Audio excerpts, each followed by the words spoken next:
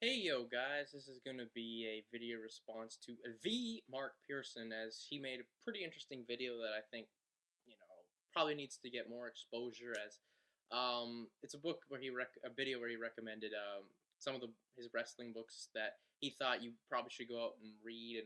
And I think that there's a lot of books out there that really need to be checked out by a wrestling fan. Um, that because with the thing with a book is you can go for however many pages, and there's a lot more information in there that hopefully most of the time is more accurate than say a DVD like the WCW DVD that I read, or say a shoot interview where that one depends on who's being interviewed and the person asking the questions to get the right quality information. So a lot of these books here, I feel, give you the strong information on whatever they're talking about, and that's why I'm going to recommend them. So the first book I'm going to recommend is the Pro Wrestling Hall of Fame. Now this one is the Canadians. Depends on your variancies. It's written by Greg Oliver, who does a lot of great work on the Slam Wrestling website.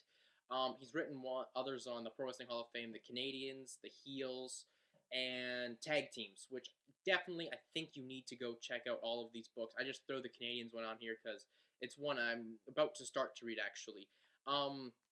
The reason I recommend this book is just not because it's about Canadians or anything like that, but the people he's writing about. He's writing about people that a lot of people, you may have heard the names, like a Gene Kaniski, but he tells you the story about them. The book starts out with the top 20 or top 25 Canadian wrestlers of all time.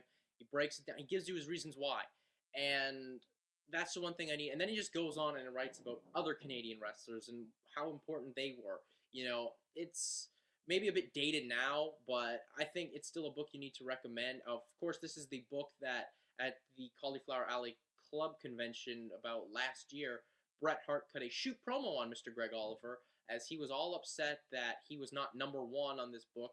And number one, of course, is Whipper Billy Watson. And when you read the book, and actually, for me, I'm someone who actually looked up the history of Maple Leaf Wrestling. I actually plan on doing a video on the history of the territory from starting up to joining the WWF and basically Xing it as a territory. You learn how important Billy Watson is, not only to wrestling history and Canadian wrestling history, but Canadian sports history.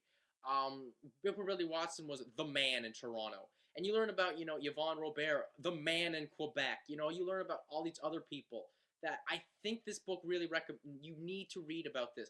Greg Oliver, for those of you who don't know, he does awesome sports pieces on, history pieces, I should say, on people from the days of the territory and the days of old that I think people don't want to take information on because it's too old for them or whatever, but those are the building blocks of the success of pro wrestling.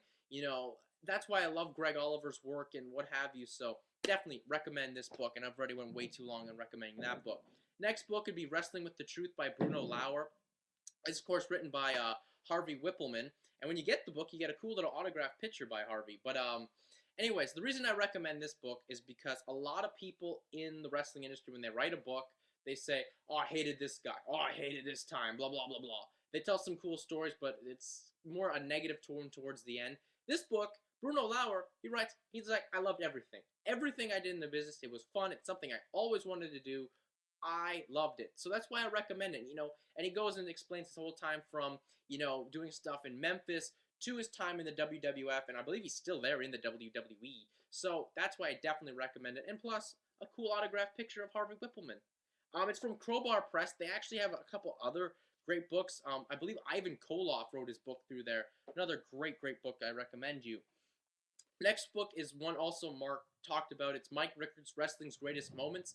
Now, the reason I will recommend this book, it's one I'm also reading as I have my bookmark in here as well, is the thing I like about it is Mark kind of mentioned this, is you don't have to read the whole thing in one sitting, or you can't, it's kind of hard to get into it, I will say, which, maybe when we're beginning it, but there's a lot of great stories in here, and you can read a whole 7 or 10 stories at once, come back in a day or 3, and you haven't lost your place. It's one of those books where you don't really have to pay too close attention, but the stories in here I thought were awesome. He's talking about Memphis, Portland, a lot of Mid-South stuff, which a lot of fans don't want to go out and learn about. They only want to learn about WWE, ECW, WCW. You know, this book goes basically from like the 80s and some of the 70s as well to WrestleMania 24 with Ric Flair. So definitely check this out. You know, Mike Rickard proves that he's a true pro wrestling fan. This book, the Gorgeous George book, the book about the original bad boy of pro wrestling, recommend it. Another book on history. This book explains not only how great and influential Gorgeous George was to pro wrestling, because in my opinion, Gorgeous George is the most influential pro wrestler ever. Without him, you wouldn't have got the looks of Ric Flair, Jesse Ventura, or even a Hulk Hogan. But for other sports, like Muhammad Ali learned how to cut fucking promos from this guy. How important this man was to TV. This man was a great TV ratings draw back in the, like, I believe the 30s and 20s when wrestling was in prime time before it got overexposed and taken off up until the WWF put it back on television in the 80s with Saturday Night's Main Event. That's why I definitely recommend this book. And you get to learn about his life and how pretty interesting stories in there as well. The next book. Now, Mark recommended the R.D. Reynolds' first book, which was WrestleCrap. This is his follow-up. It's WrestleCrap Book of Lists. Why I recommend it? It's a bunch of WrestleCrap stories, but I like how he did it. He broke it up into lists. Some of it's really funny, especially some of the stuff on, you know, TNA. You know, he brings up this one point where he has a list on how WCW could be related to the Nazis. Kind of funny stuff. Anything R.D. Reynolds really writes, it's great stuff. So pick this one up. Then, of course, the last 3 books here will be quick. This is the Bret Hart Hitman book. I absolutely enjoyed this book. You know, Mark didn't as well. The thing I liked about it is because Bret, throughout his entire career, was out there doing it through his tape recorder. So that's why I enjoyed it. There's a lot of great stories. I did a whole review on this book. If you want to check it out, definitely check it out. The next book would be Chris Jericho's book. This book here, a lot of great stories, a lot of funny stories from his entire time in the business up until he makes his debut in the WWF. So obviously setting up for a sequel. I really recommend this book as well. And finally, the last book I have right here is Jim Cornette's The Midnight Express, 25th anniversary of them. This isn't really a book per se. It's more of a scrapbook with a lot of results in it. But there's stuff in here that's really cool. There's a message or a note sent to Jim Cornette or to the boys on how to work a gimmick match and what's so important about it, and other awesome stuff, you know, like buy rates. You get to see a pay stubs and stuff like that. So I really recommend this book. This right now is a candidate for book of the year. I'm actually planning on picking up Mildred Burke's book, which is another book like the Gorgeous George book. But anyways, that's really it for me. I am out. Peace.